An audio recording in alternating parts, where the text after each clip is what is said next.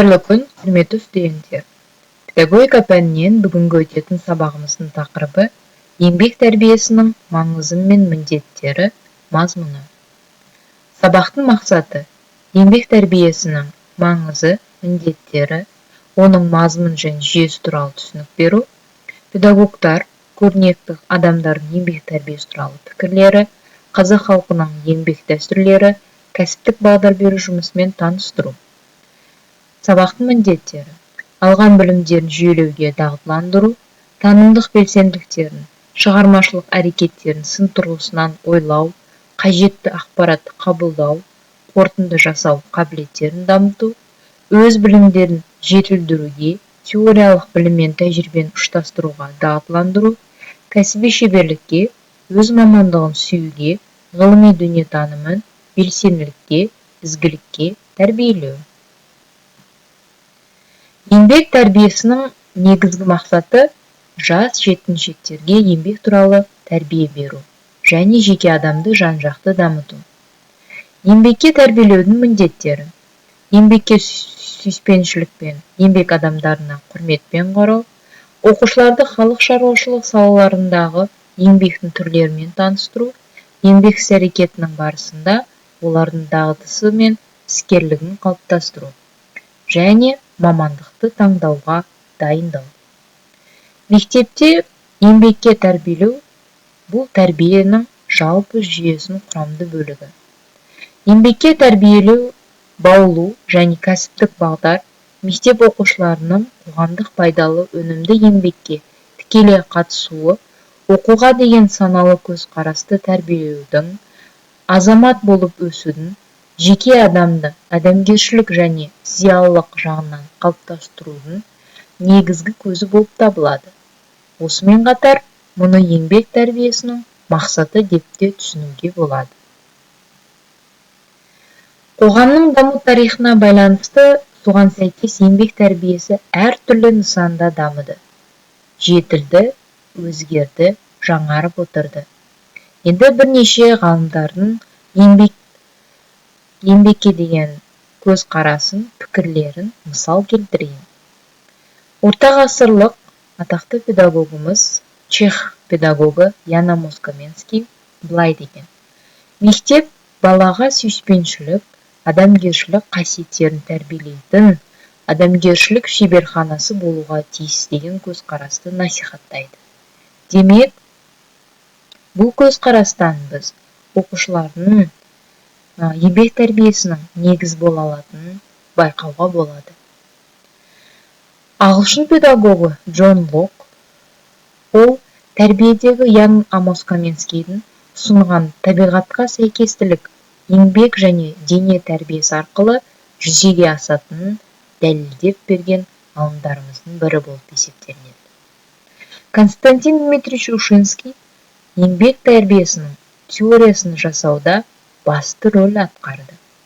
Ол өзінің еңбегінде адамның жан-жақты дамуы үшін еңбектің маңызы зор екендігін атап өтті.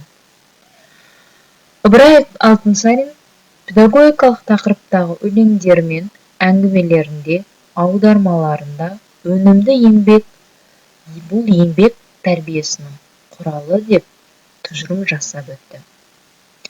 Ал Абай Құнанбаев нағыз пайдалы еңбек деп әртүрлі қолөнерді, егіншілікті және білім алуды, оқуды есептеді.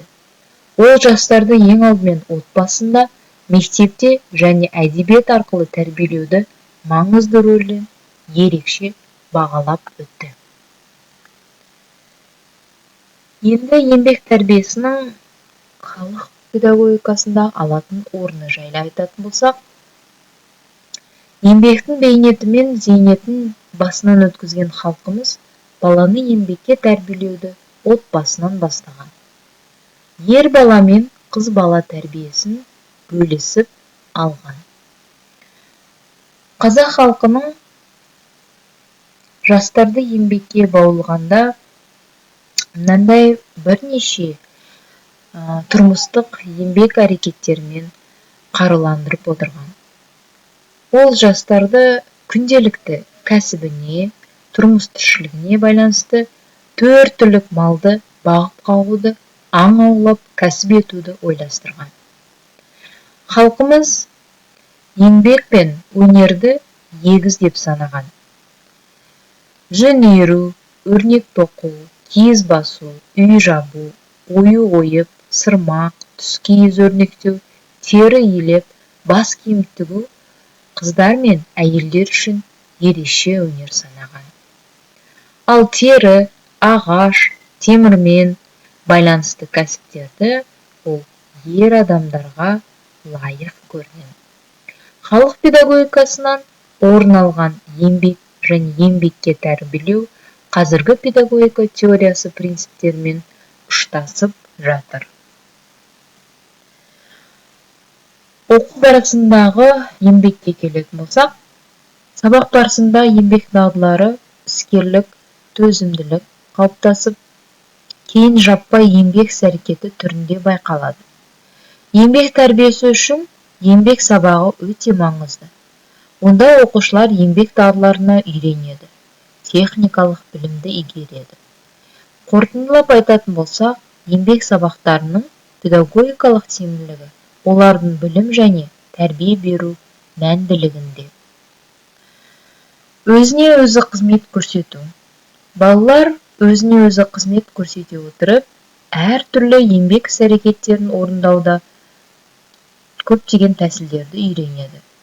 Өздерінің жауапкершілігін сезеді, өзінің адамгершілік борышым деп есептейді, үлкендер еңбегін бағалайды және олардан үлгі алады. Еңбек тәрбиесіндегі тағы маңызды жұмыстардың бірі ол кәсіптік бағдар беру жұмыстары. Кәсіптік бағдар беру дегеніміз педагогтардың, психологтардың, дәрігерлердің және басқа да қызметкерлердің қоғамның қажеттілігіне қарай әрбір оқушының қабілеттілігі мен бейімділігін ескере отырып, кәсіптік қызығу мен қабілеттілігін қалыптастыруға және мамандық таңдауға көмектесуде мақсатты істелінетін іс. Мектептегі кәсіптік бағдар беру жұмысының негізгі міндеттері мынандай.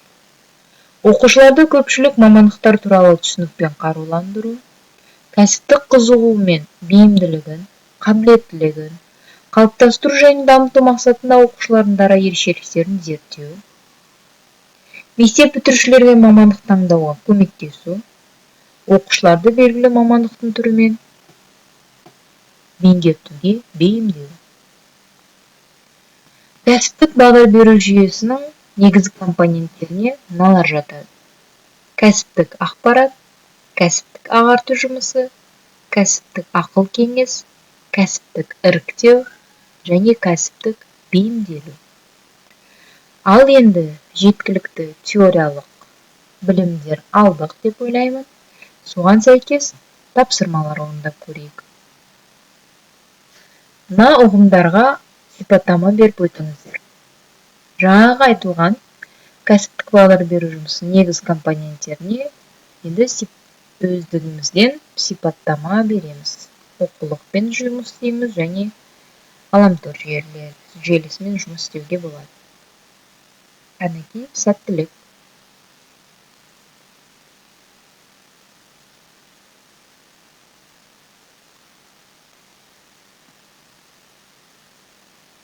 Рахмет.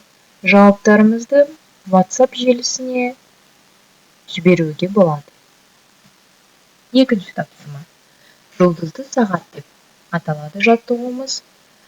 Бұл жерде енді өз мамандықтарыңызды таңдауда қандай факторлар әсер етті? Соған сәл қысқаша тоқталып өтсеңіздер.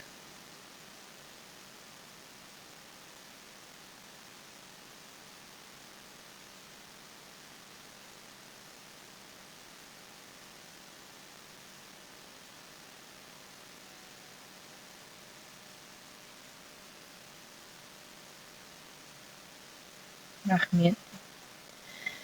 Ал енді бүгінгі сабағымыздан алған әсерімізге байланысты қол сигналы кері байланыс жаттығуын орындайық.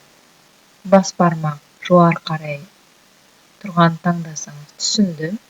Бас бармақ көлденең тұрғанны таңдасаңыз түсінгендеймін, және бас бармақ төмен қарағанын таңдаған болсаңыз түсінбедім. Таңдауларыңызға рахмет. Үй тапсырмасы. Үй тапсырмасына деңгейлік тапсырмалар беріледі. Бірінші деңгей алған теориялық білімдерімізді материалды толықтыру керек, жаңа оқулығымыз Құрманәлінің авторы бойынша. Екінші деңгей еңбек түбі береке, тәрбие сағатының жоспарын құрастырыңыз. Үшінші деңгей жоба нәтижесін көрсететін жұмыстардың бір түрін таңдаңыздар. Ал орындалған үй тапсырмаларының жауаптарын білім KZ ақпараттық жүйесіне жүктеңіз. Қосымша пайдалануға арналған ресурстарды білімдеріңізді толықтыруға, пайдалануға мүмкіншілік береді. Ал сабағымыз аяқталды. Рахмет. Сау болыңыздар.